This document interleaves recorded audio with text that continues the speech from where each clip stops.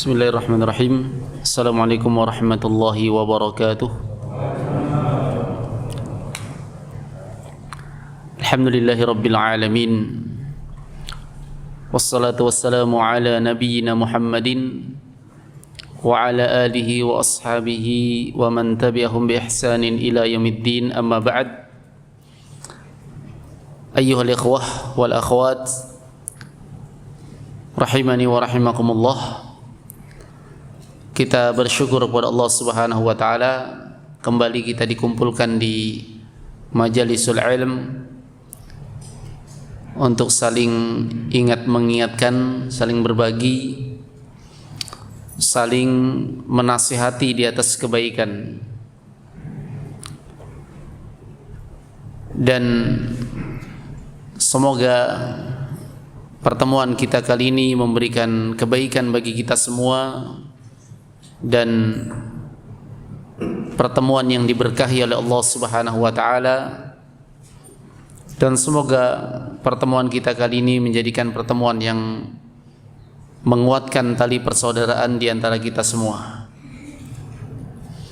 Materi kita pada kali ini adalah langkah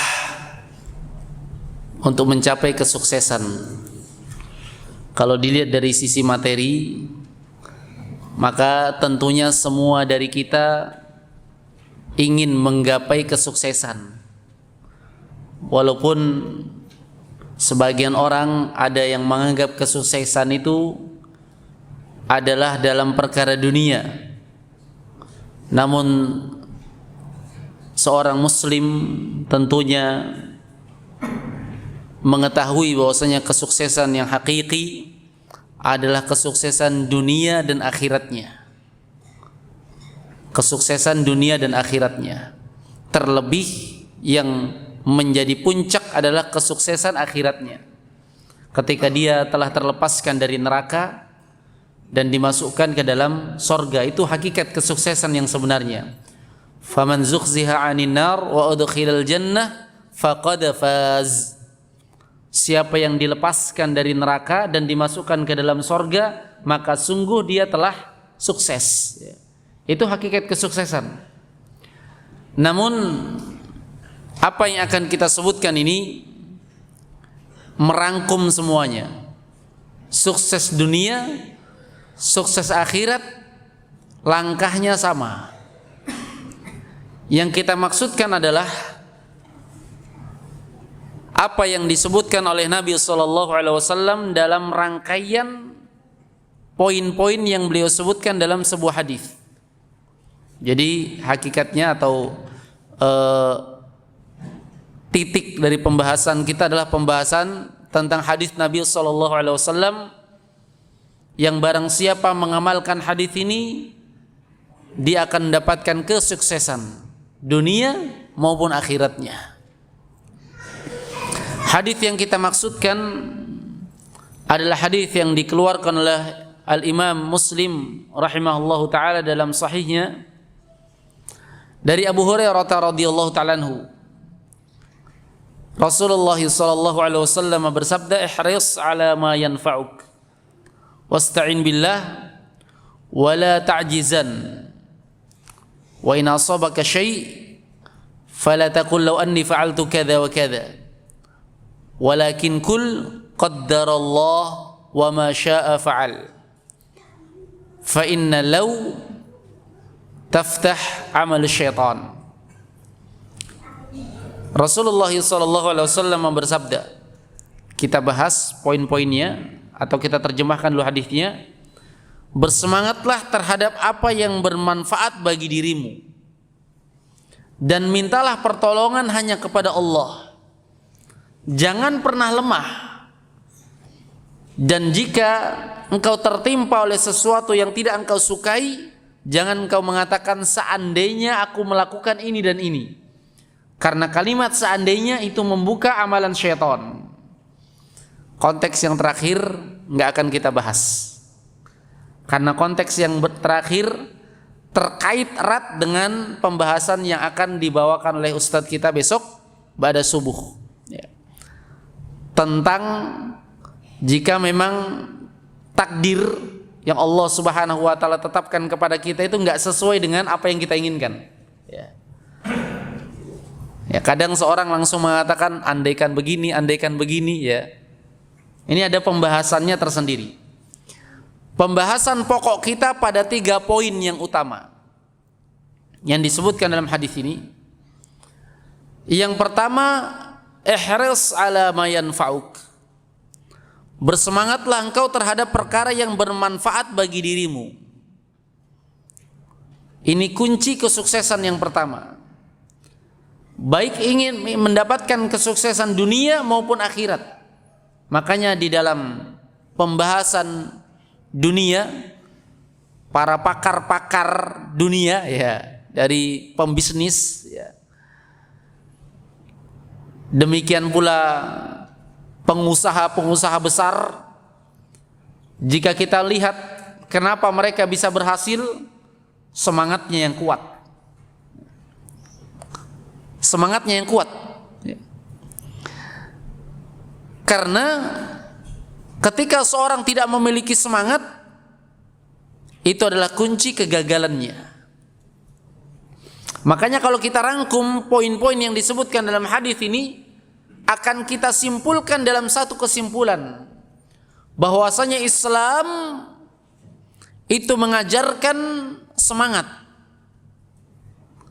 Islam itu mengajarkan semangat wa adamul ajz, dan tidak lemah, tidak malas.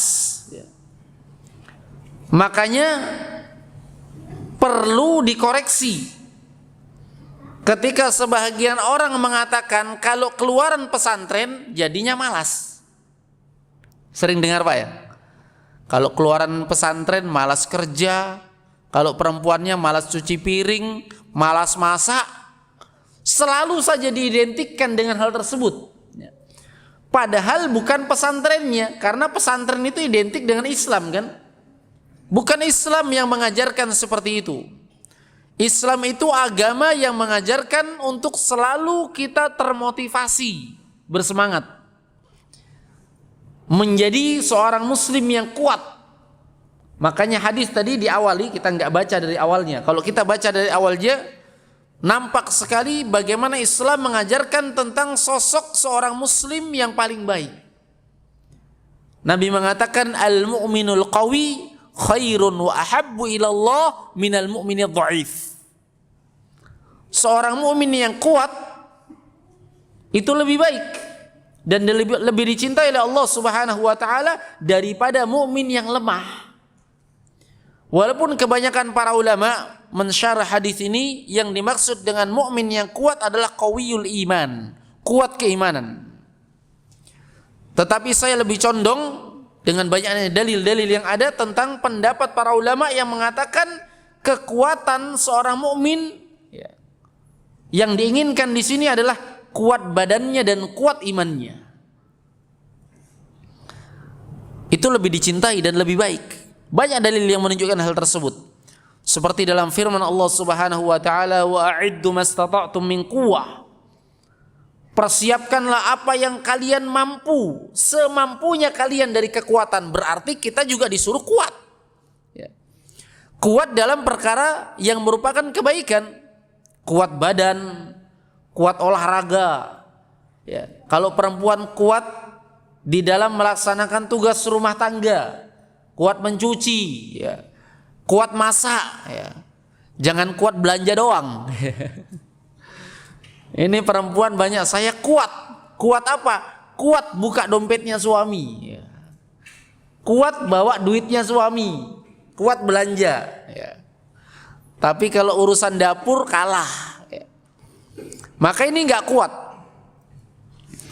Islam mengajarkan kekuatan. Makanya Islam itu agama yang mengajarkan tentang semangat, ijtihad, bersungguh-sungguh. Dalam perkara dunia, seorang mau berhasil harus memiliki hirs, semangat, semangat yang kuat. Ihris ala ma yanfa'uk. Bersemangatlah terhadap apa yang bermanfaat bagi dirimu. Kalau itu bermanfaat untuk keluarga kita, semangat. Bermanfaat untuk agama kita, semangat. Bermanfaat untuk akhirat kita, semangat. Karena amalan jika tidak dibarengi dengan semangat, maka amalan tersebut akan gagal. Pasti itu. Makanya lawannya semangat apa? Malas. Orang munafik punya iman enggak? Punya iman. Imannya gagal enggak? Gagal karena malas. Wa idza qamu ila sholati qamu kusala. Kalau mereka beranjak bangkit untuk sholat, sholatnya malas-malasan. Sholat diwajibkan oleh Allah Subhanahu wa ta'ala 5 waktu sehari semalam. Tapi orang munafik 5 kali saja sehari semalam mereka nggak bisa full, nggak bisa dilaksanakan semua karena malas. Malas mereka sholat isya, malas mereka jaga sholat subuh. Athqalus shalah lil munafiqin sholatus subhi wal isya. Sholat yang paling berat dilakukan oleh orang munafik adalah sholat subuh dan sholat isya. Gagal mereka karena apa? Lemah. Karena malas, nggak punya semangat. Pertanyaannya, ini pertanyaan yang paling banyak nih. Sebelum antum tanya, saya sebutkan memang pertanyaannya. Pertanyaannya, Ustadz, bagaimana caranya semangat? Ya kan? Bagaimana caranya semangat? Ingat, semangat itu muncul sumbernya, sumber semangat kata Ibnul Qayyim rahimahullah ta'ala itu dari al-iradah, keinginan. Kalau keinginan keterkaitannya dengan apa? Dengan niat. Setelah ada keinginan baru muncul semangat. Kalau ingin saja sudah nggak mau, gimana mau semangat? Sholatnya cuma karena disuruh ustadz, atau sholatnya karena disuruh orang tua, nggak punya keinginan, takut dimarahi, nggak mungkin dia bisa semangat, nggak mungkin. Karena semangat itu muncul dari al-iradah, keinginan terlebih dahulu, baru bisa semangat. Keinginan yang kuat. Lalu bagaimana menjadikan al-iradah, keinginan itu menjadi semangat? Kan tidak semua orang yang berkeinginan semangat. Saya ingin usaha cari jamaah deh, masuk ke dunia travel misalnya. Ini urusan dunia. Tapi kalau pengen share, kalau pengen sebarkan, biasa-biasa aja. Nggak ada semangat. Keinginan ada keinginan. Jadi nggak semua orang yang punya keinginan dia punya semangat. Padahal yang menentukan kesuksesan adalah ketika dia bersemangat. Kenapa pembisnis ini bisa sukses? Kenapa travel ini bisa sukses? Karena dia fokus, ada semangat di situ. Ketika ada semangat baru dia menentukan langkah.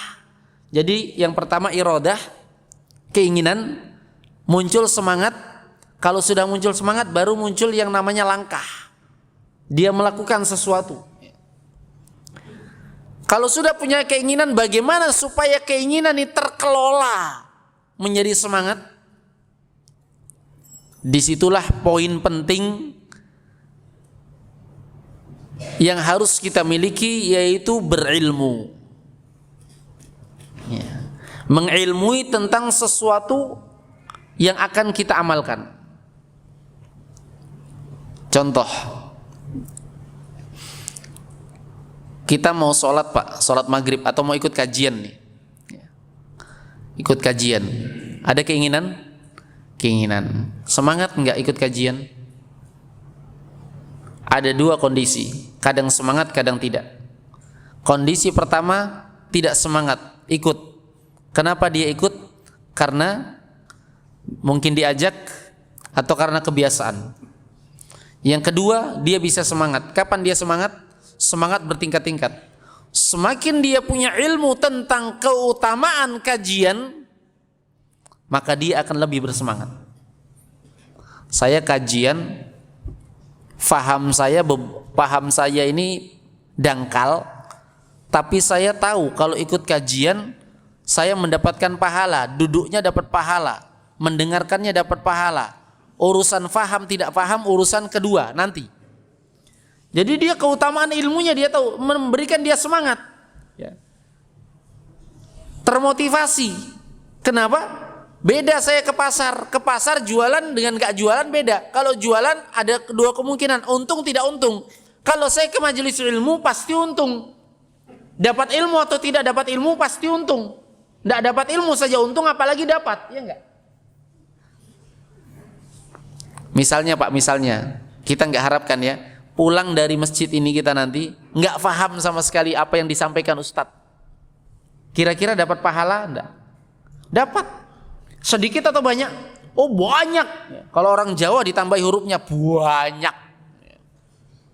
Ya. Oh, bahasa Jawa itu mirip bahasa Arab. Ya Pak ya. Bahasa miripnya Pak. Kalau mau menekankan sesuatu tinggal ditambah huruf. Ya. Itu orang Jawa. Tinggal ditambah huruf jadi kuat dia.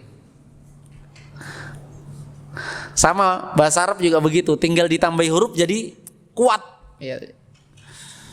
Taib. Banyak sekali faidahnya. Contoh, seorang yang dia menunggu satu solat ke solat berikutnya, setelah di maghrib, yang kita tunggu apa nanti? Isya. Kata Nabi SAW, wala yazalur rajul fi sholati man tadhara shalah. Seorang akan mendapatkan pahala solat selama dia menunggu solat berikutnya. Mau baca Al-Quran kek, mau zikir kek, mau apa kek, yang penting nunggu doang sudah dapat pahala solat dia. Apalagi kalau ada sambilannya, mendengarkan kajian, berzikir, baca Al-Quran, subhanallah. Ya. Ketika dia datang ke majelis ilmu, ketemu kawan, teman, saudaranya, berjabat tangan enggak? Berjabat tangan. Kata Nabi SAW, ma min muslimaini yaltaqiyani fayatasafahani illa ghufira lahuma. Tidaklah dua orang muslim keduanya bertemu kemudian saling berjabat tangan kecuali diampuni dosa-dosa keduanya. Ini keutamaan tidak? Keutamaan. Ya. Belum lagi keutamaan dia datang ke masjid untuk bermajelis ilmu. Kata Nabi SAW, majtama'a qaumun fi baitin min buyutillah yatluna kitab Allah wa yatadarasuna fima bainahum illa nazalat alaihimus sakinah wa ghasyiyatuhumur rahmah wa hafathumul malaikah wa dzakarahumullahu fi man 'indah. Tidaklah suatu kaum mereka berkumpul di rumah dari rumah-rumah Allah Subhanahu wa taala, dibacakan kitab Allah di situ. Ya. Saling mempelajari Al-Qur'an kecuali diturunkan kepadanya ketenangan. Tenang enggak Pak di majelis ilmu? Tenang ya? Ya, lupa permasalahan duniawi, fokus dengan ilmu. Nazalat alaihimus sakinah, turun ketenangan. Wa ghasyiyatuhumur rahmah, diliputi rahmat. Wa haffathumul malaikah, dinaungi oleh sayap-sayap para malaikat. Wa dzakarahumullahu fi man 'indah, Allah menyebut-nyebut mereka di sisi Allah Subhanahu wa taala, di sisi para malaikat. Ini kalau kita sebutkan poin-poin keutamaan ilmu luar biasa, banyak sekali, enggak cukup waktu kita. Tapi ini sebagai percontohan, kalau kita mengetahui keutamaan semakin semangat enggak? Semakin semangat. Bukan cuma iradah, bukan cuma keinginan. Nah, semangat ini kunci keberhasilan Anda. Kunci keberhasilan Anda. Ketika seorang memiliki semangat, enggak boleh lemah. Mau dalam perkara dunia maupun dalam perkara akhirat, kuncinya adalah semangat. Pernah lihat orang sukses dalam perkara dunia Pak? Yang tadinya juga, dia cuma bakul penjual-penjual biasa, ya. Dia tekuni, akhirnya dia menjadi pengusaha sukses. Kenapa? Karena dia fokuskan urusannya pada perkara tersebut, semangat. Ya. Mau tahu contoh dalam perkara akhirat, perkara penuntut ilmu, banyak para ulama Pak, banyak sekali. Para ulama yang mereka sebenarnya dari sisi pemahaman dangkal, tapi karena semangat luar biasa, akhirnya mereka dapat juga. Ya. Imam Al-Kisai contohnya. Imam Al-Kisai, nggak ada yang nggak kenal.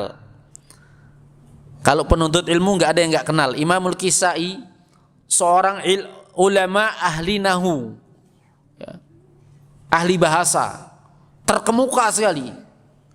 Ya. Beliau mulai belajarnya itu bukan dari umur 5 tahun, 8 tahun, enggak, sudah tua. Beliau belajar kesana kemari, enggak masuk ilmunya. Akhirnya beliau pun meninggalkan manusia. Gimana saya ini, enggak bisa, malu saya, enggak belajar, enggak bisa. Akhirnya dia melihat seekor semut naik ke batu yang tinggi, licin ya, bawa makanan yang lebih berat ya. Biasa ya kalau semut, kalau mikul makanannya lebih besar daripada semutnya sendiri. Belum sampai atas jatuh, dibawa lagi, belum sampai atas jatuh, terus menerus begitu. Tapi akhirnya sampai juga. Ini semut nggak diberikan akal, tapi dengan usaha terus menerus dia mampu. Akhirnya beliau mengatakan, saya ini manusia, diberikan akal, pemahaman, masa saya nggak mampu? Akhirnya beliau kembali belajar dan beliau menjadi sosok ulama yang luar biasa. Dan banyak lagi. Jangan cuma kita dengar itu ulama itu cuma sekian tahun sudah hafal, sekian tahun sudah hafal. Kita nggak pernah lihat sirah mereka, perjalanan mereka, bagaimana usaha mereka di dalam belajar. Coba sekali-kali tanya, Ustadz, imam ini bisa seperti itu, keilmuannya gimana ya? Ini dilakukan oleh para ulama. Seperti mereka bertanya kepada Imam Asy-Sya'bi rahimahullahu ta'ala. Imam Sya'bi namanya Amir bin Sarahil. Beliau memiliki kekuatan hafalan yang luar biasa. Beliau hafal luar biasa sampai beliau pernah berkata, "Ma katabtu sauda ala bayda ila yaumi hadza." Saya enggak pernah menulis hitam di atas putih sampai hari ini. Kayak Ikhwah Surabaya. Enggak ada catatan. Sebagian. Mungkin karena daya tangkapnya seperti Imam Sya'bi atau Imamul Bukhari. Amin. Saya nggak pernah nulis hitam di atas putih sampai hari ini. Artinya beliau nggak pernah nulis sama sekali. Tapi wa ma sami'tu haditsan illa hafidtuhu. Tidaklah aku mendengar satu hadis pun kecuali aku langsung hafal. Semuanya saya hafal. Nggak ada yang terlupakan oleh saya. Satu kali hafal. Wa inni karihtu ayya'uda haditsan marratain. Saya paling benci 2 kali baru bisa hafal. Paling benci saya. 1 kali saja hafal. Kita kan Masya Allah terengah-engah ya, melihat kondisi seperti ini. Pernah nggak kita tanya, Ustadz, gimana caranya? Seorang ulama bertanya kepada beliau, wahai imam, min aina laka hadzal ilm? Dari mana kamu dapat ilmu seperti ini modelnya, coba? Maka beliau menjawab, binafil irtimam, dengan membuang segala bentuk gundah gulana, kegalauan, ditinggalkan semua, fokus, semangat. Wasairi fil bilad, saya melakukan perjalanan ke negara-negara, ke negeri-negeri.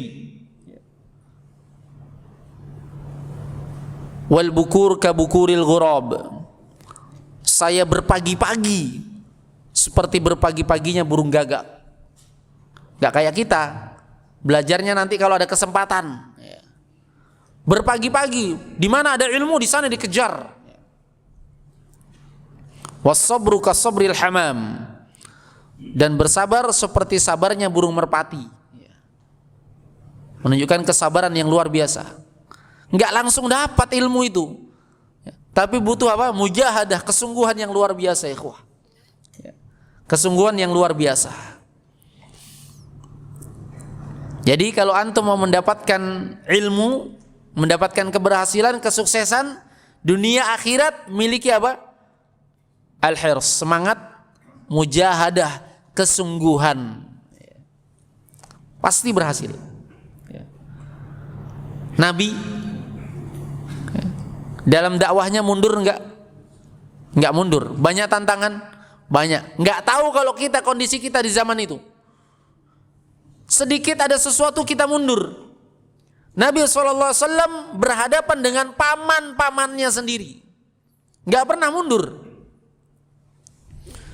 Bahkan ketika beliau ditawari oleh paman yang sangat beliau cintai waktu itu, yaitu Abu Thalib, yang meninggal di atas kekafiran, tapi usahanya di dalam menolong Islam luar biasa sehingga dicintai oleh Nabi SAW. Ya.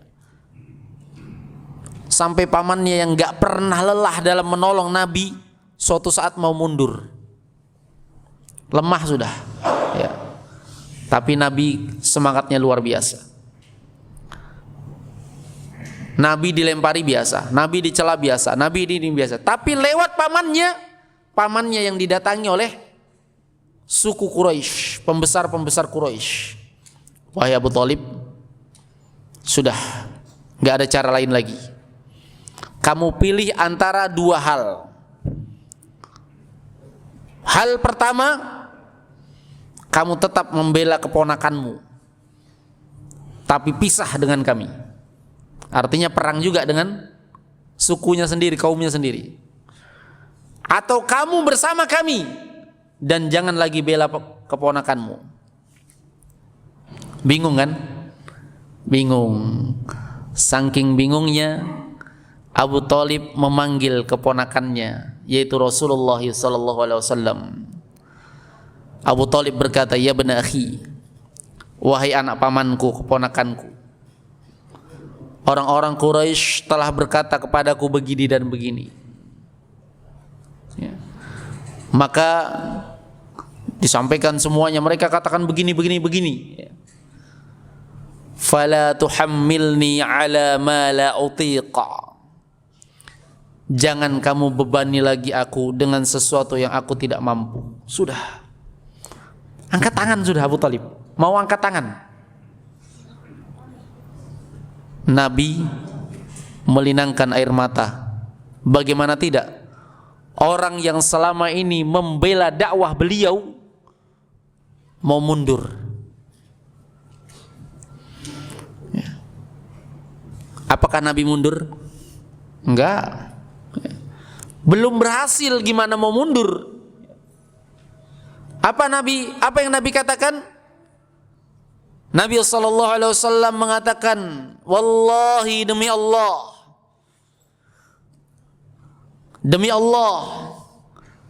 law wada'u syamsa fi yamini wal qamara ala yasari ala an atruqa hadzal amr ma taraktuhu.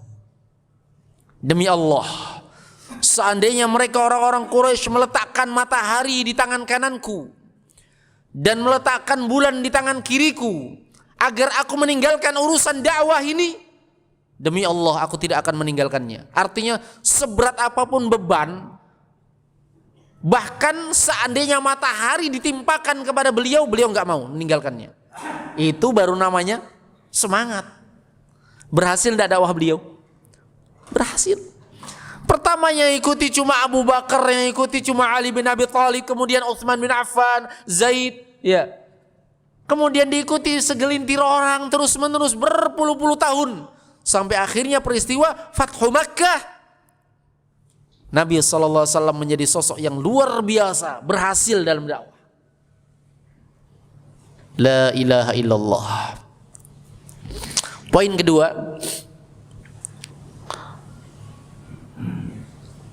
poin pertama masih bisa menjatuhkan seseorang ke dalam kebinasaan atau kesuksesan semu. Saya tanya, Qarun sukses dunianya tidak? Sukses. Saya tanya, apa bekalnya Qarun bisa sukses? Poin yang kita sebutkan tadi. Semangat luar biasa, mengumpulkan harta, berusaha luar biasa. Dalilnya apa? Kalau Qarun menghasilkan usahanya karena semangat yang luar biasa sampai berhasil menurut versi dia, dalilnya dia mengatakan, ini aku dapatkan karena ilmu yang kumiliki. Berarti kan ada usaha. Dia punya ilmu tentang perdagangan, dia punya ilmu tentang bisnis, akhirnya dia apa? Dia lupa poin kedua. Kenapa dia bisa berhasil? Karena pertolongan Allah. Ya. Dia lupa poin ini. Makanya suksesnya sukses yang semu, ya. Bukan sukses yang hakiki. Poin yang kedua tidak kalah pentingnya adalah wasta'in billah, kata Nabi. Minta tolong kepada Allah.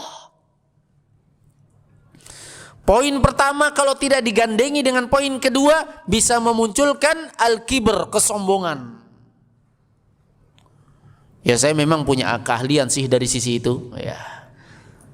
Memang dari kecil saya terdidik oleh orang tua saya begini, ya.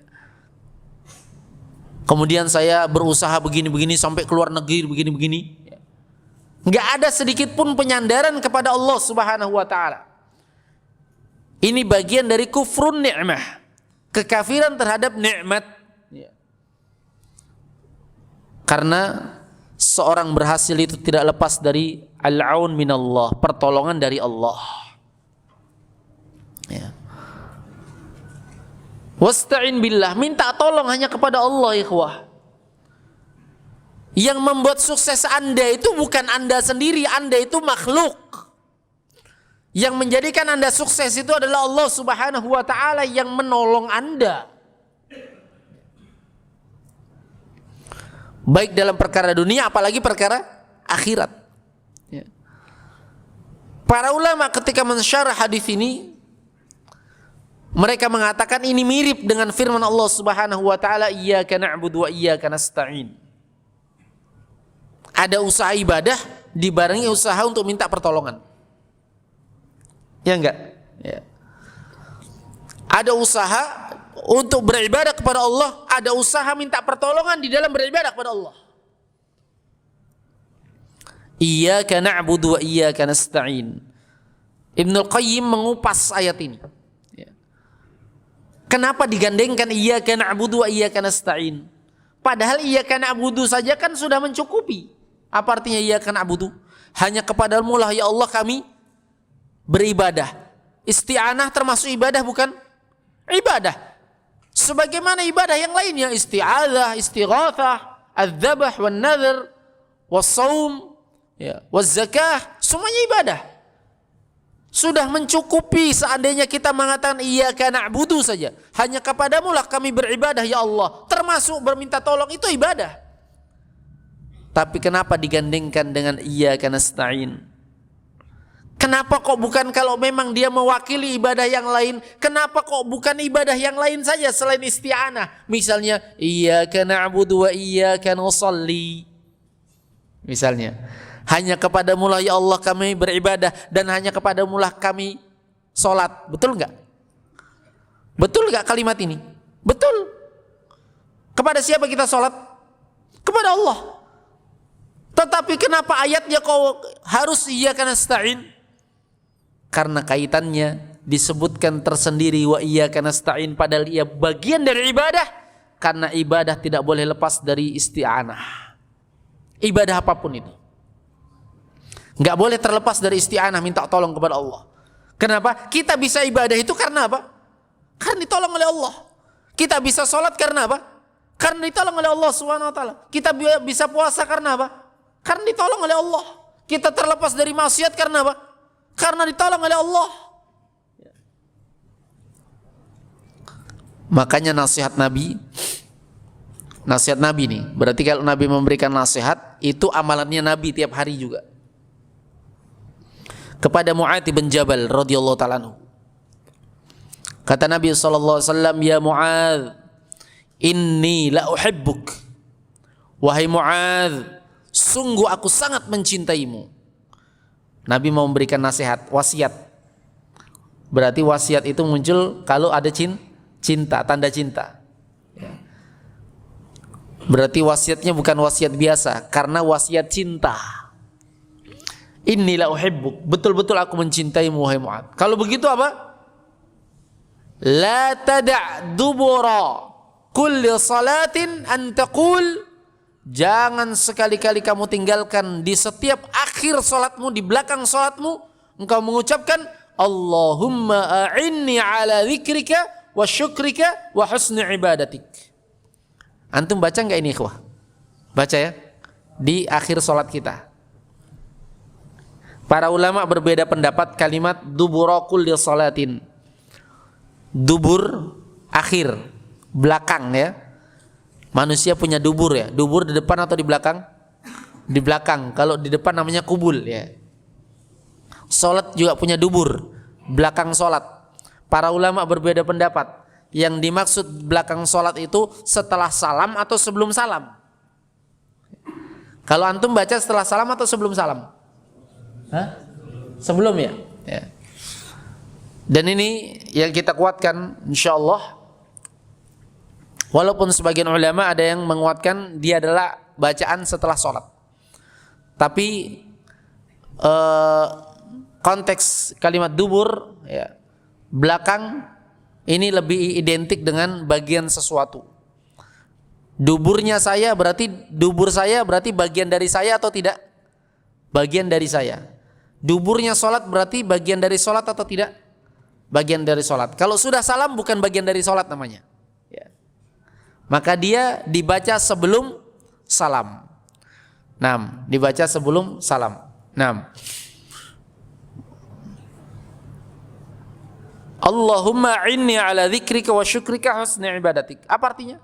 Allahumma inni, ya Allah tolonglah aku ala dzikrika, untuk bisa berzikir kepadamu. Jadi zikir saja minta tolong kepada Allah. Wa syukrika, dan di dalam bersyukur kepada Engkau. Jadi amalan kebaikan saja kita minta tolong kepada Allah. Wa husni ibadatik, dari dalam memperbaiki ibadah kepada Engkau. Berarti ini bacaan juga dibaca oleh Nabi. Nabi juga membaca. Padahal ibadah ya. Tapi tetap meminta pertolongan kepada Allah Subhanahu wa taala. Kalau kita kan pertolongan itu identik dengan kalau kesulitan, kesusahan ya. Padahal segala sesuatu itu butuh pertolongan ikhwah. Minta tolong hanya kepada Allah Subhanahu wa taala. Antum mau sukses dunia akhirat, banyak-banyak minta tolong kepada Allah. Antum mau kerja jangan lupa doa. Minta tolong kepada Allah. Ya Allah, mudahkanlah urusan saya, pekerjaan saya. Ya Allah, lunaskan utang-utang saya. Ya Allah, mudahkan. Minta tolong kepada Allah. Jangan pernah lupakan Allah Subhanahu wa taala dalam segala urusan Anda, karena Allah tidak pernah melupakan Anda dalam segala urusan Anda. Ya. Pernah enggak Allah melupakan kita dalam urusan kita? Enggak pernah. Maka jangan pernah kita melupakan Allah Subhanahu wa taala dalam urusan kita. Minta tolong ya, hanya kepada Allah Subhanahu wa taala. Wasta'in billah.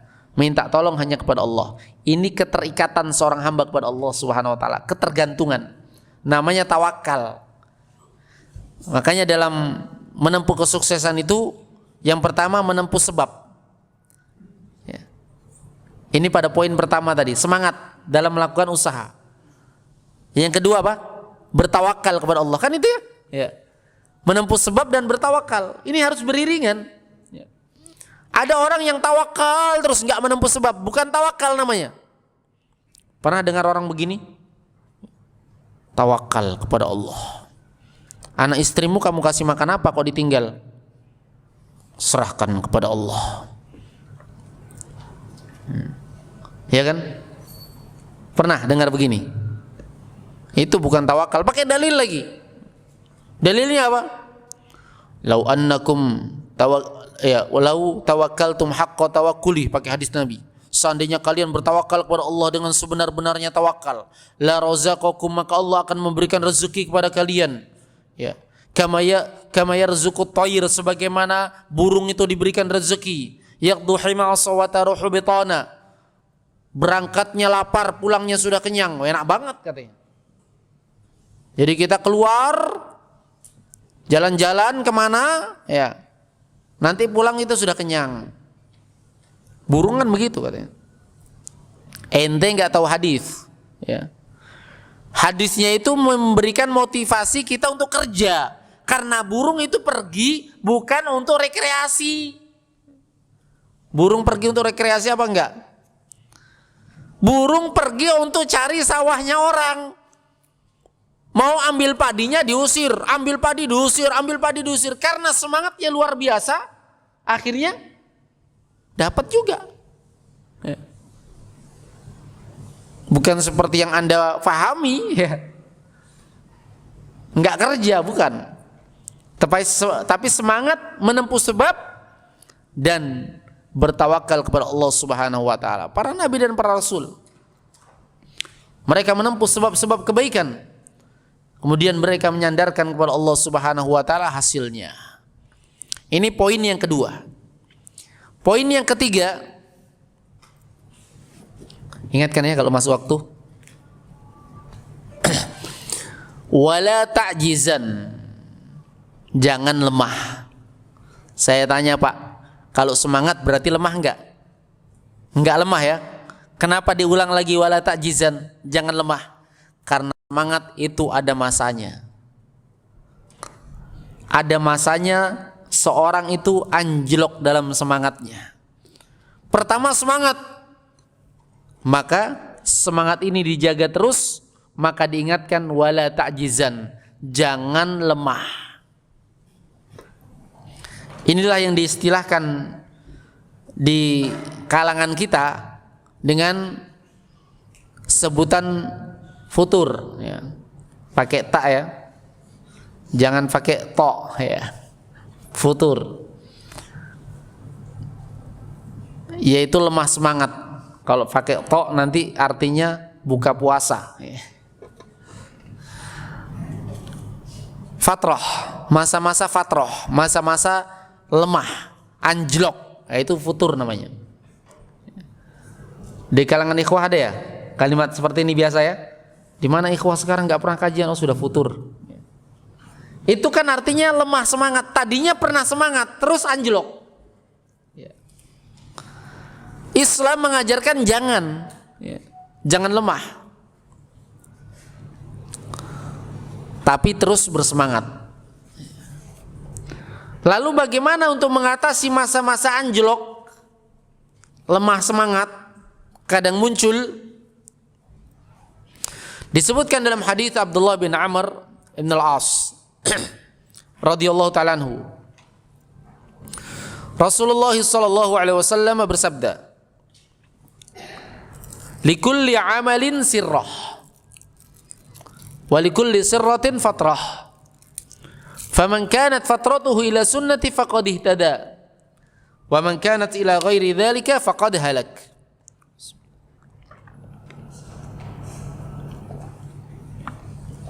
Alhamdulillah. Pada tiap amalan ada masa semangatnya. Pernah enggak dapati semangat? Pernah ya? Pertama kenal kajian, semangat. Akhi, di mana lagi ada kajian? Pengen terus. Nabi mengatakan likulli amalin, setiap amalan, mau amalan kejelekan, mau amalan kebaikan, semuanya ada masa semangatnya. Semuanya. Walikulli sirratin fatrah. Tapi pada setiap semangat ada masa juga yang namanya lemah, anjlok. Hati-hati. Semuanya Pak, karena Nabi mengatakan pada tiap amalan apapun. Jangankan amalan yang sulit-sulit, bagi kita anggap sulit, sholat sulit ya, puasa, amalan yang enak-enak saja kadang anjlok. Ya enggak? Apa itu? Semangat mau nikah, malam pertama semangat, malam kedua masih semangat, sebulan semangat, setahun sudah mulai keok. Mulai malas-malasan hidup dalam berumah tangga. 2 tahun sudah mulai muncul kebosanan. Itu namanya fatrah. Semua amalan begitu. Amalan apapun itu. Sebutkan amalan seenak apapun, pasti ada masa fatrahnya. Pasti ada masa fatrahnya. Kecuali kenikmatan surga nggak ada fatrahnya. Di dunia semuanya ada masa fatrahnya. Jadi yang bermasalah adalah bukan ketika Anda fatrah berarti Anda gagal, tidak. Yang gagal itu ketika di masa fatrah Anda tidak bisa mengatasinya. Itu yang masalah. Bagaimana cara mengatasinya? Karena fatrah ini adalah perkara yang pasti, maka pasti ada solusi syariat. Pasti ada solusi syariat. Apa solusinya? Kata Nabi SAW, "Faman kanat fatratuhu ila sunnati faqad ihtada." Siapa yang fatrahnya terus menerus berada di sunnahku, dia akan mendapatkan petunjuk. Nah, gimana caranya? Contoh, para ulama memberikan contoh. Misalnya Anda sebagai penghafal Al-Quran, ada masanya fatrah. Ya, biasanya anak-anak santri itu semangat kalau pertama juz 1, juz 2. Makanya tiap Ramadan, ya, kalau saya awasi Ramadan, semua masjid muter-muter ayatnya itu aja. Jangan-jangan memang hafalannya itu aja. Al-Baqarah terus. Ya enggak? Ya. Ya karena rata-rata semua penghafal Al-Quran mungkin di Al-Baqarah. Karena itu awal. Namanya awal ya mungkin. Ali Imran masih semangat. Sudah masuk An-Nisa, muter-muter sudah. Ayat tentang apa? Tentang warisan. Oh, muter-muter sudah. Sudah muter-muter, malas. Nggak mau baca Al-Quran lagi. Kalau pakai resep Nabi, dijamin aman. Bagaimana caranya? Tetap di atas sunnah. Bagaimana? Contoh, biasanya di dalam Al-Quran itu ada ayat-ayat yang unik bacaannya. Ya tutup dulu yang sulit-sulit, tapi jangan tinggalkan Al-Qurannya. Cari ayat-ayat yang unik, yang menenangkan hati, yang kira-kira enak dibaca. Misalnya surah Maryam, ya, misalnya surah Al-Furqan, misalnya surah yang biasanya yang belakang-belakangnya cara bacanya sama semua, ya kan? Itu kan indah-indah yang seperti itu, enak dibaca, ya. Ini biasanya menarik. Atau diarahkan kepada hal lain, baca sirah deh, ya, baca sirah. Faqad ihtada, dia akan mendapat petunjuk. Maksudnya kata para ulama akan kembali bersemangat. Nah, adzannya, baik, fadhal. Kita adzan dulu, nanti kita lanjutkan.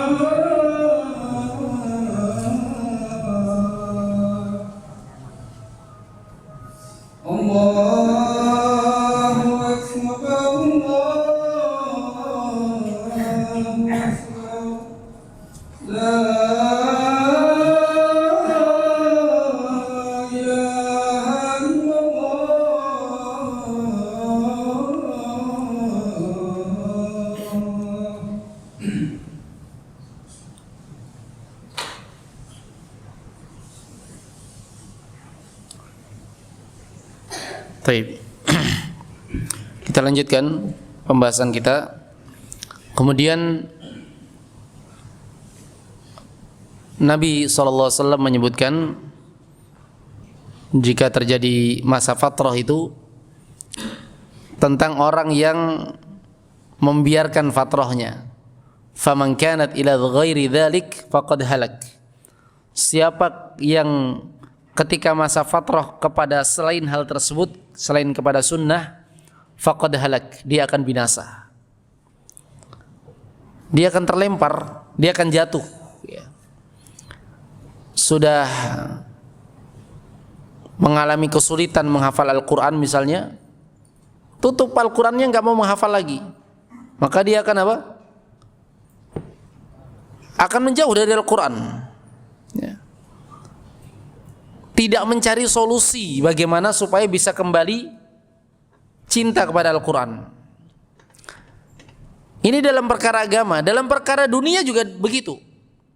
Antum mungkin akan dapati banyak orang yang tidak berhasil dalam usahanya, padahal dia mengeluarkan modal yang banyak. Apa sebabnya?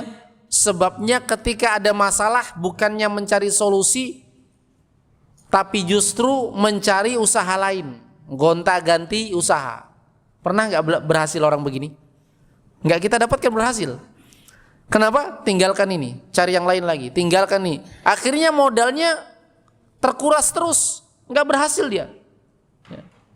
Makanya kita katakan tadi, poin-poin yang kita sebutkan dalam hadis Nabi SAW ini adalah kunci kesuksesan dunia akhirat. Ya. Mau sukses dunia, mau sukses akhirat, pegang poin-poin yang disebutkan oleh Nabi SAW ini. Tinggal poin yang keempat, yang kita sudah isyaratkan tidak akan kita bahas, ya, karena ini terkait dengan apa yang akan dibahas besok insyaallah, ya, tentang sudah bersungguh-sungguh, sudah minta tolong kepada Allah, ya, sudah menghindari masa fatrah, menghindari fatrah, tetap semangat, tapi kok nggak berhasil juga, ya. Apa yang harus dilakukan? Nantikan pada episode berikutnya. Ya. Baik, mungkin sesi atau waktu yang ada kita gunakan untuk sesi tanya jawab. Bagi yang ingin bertanya dipersilahkan. Barakallahu fikum.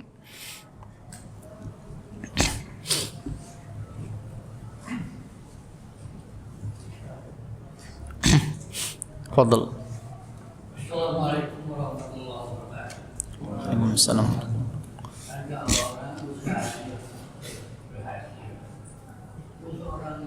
Berhasil motong kambing, motong sapi, apa ada jalan Islam. Baik, ada orang berhasil, kemudian karena dia berhasil, dia motong sapi, motong kambing. Apakah ada dalam syariat Islam? Ada. Itu adalah bentuk kesyukuran, ya, bentuk kesyukuran yang jelas diarahkan selama tidak menyelisih syariat. Orang yang seperti ini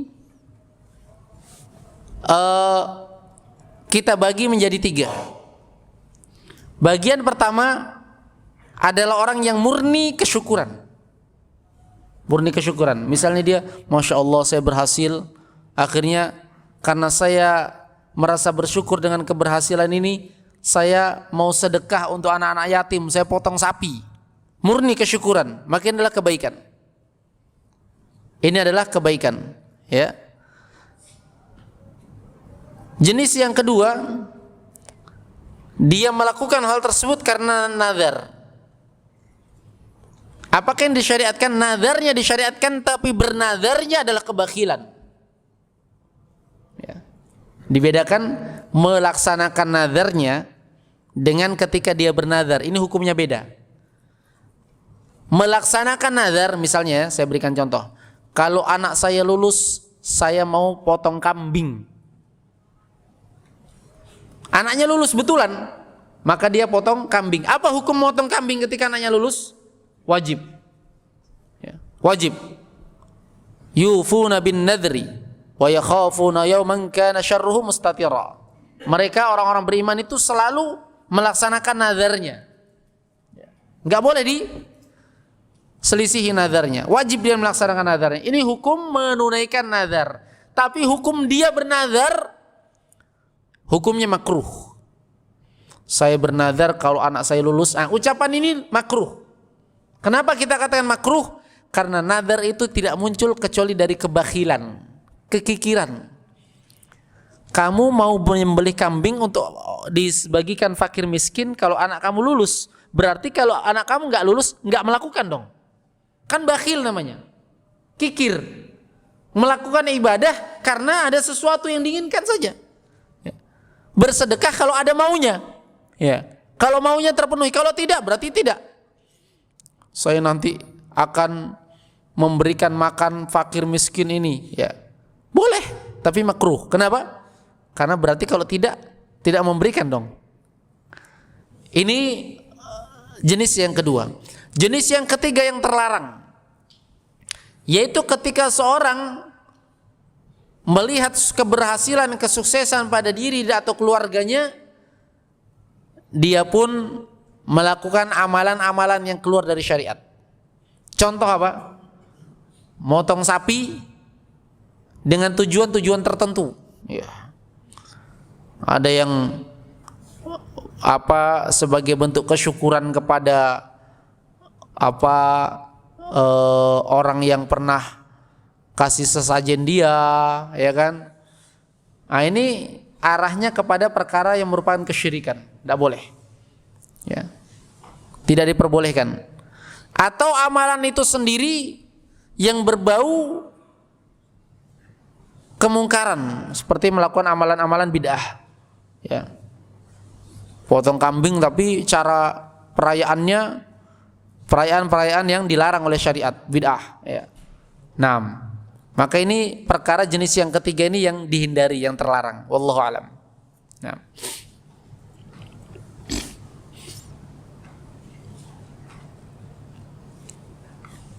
Fadhal, ada yang lain?